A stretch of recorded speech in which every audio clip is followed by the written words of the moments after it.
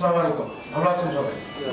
আপনাদের সাথে আমার এটা প্রথম সাক্ষাৎ, প্রথম সভা, আমার বড় হওয়া একই মানে এক কথা বলতে গেলে। তো আমার একটা সুযোগ, অনেকদিন ধরে মানুষ মানুষের জন্য যে সেবা করার যে সুযোগের জন্য অপেক্ষায় থাকে, তো সেই অপেক্ষা শেষ হয়েছে। আমি যে স্বাধীনতার স্বাদ আমাদের এই নওগাঁ জেলা পুলিশ নওগাঁর প্রত্যেকটা নাগরিককে এই স্বাধীনতার স্বাদ উপভোগ করাতে চায়। তারা ন্যায় বিচার নিশ্চিতভাবে ন্যায় বিচার পাবে এবং সমাজ শান্তিপূর্ণ থাকবে। তারা আপনার জনগণের দুশ্মন। আমরা সবাই একত্রে একযোগে সম্মিলিতভাবে তাদেরকে আমরা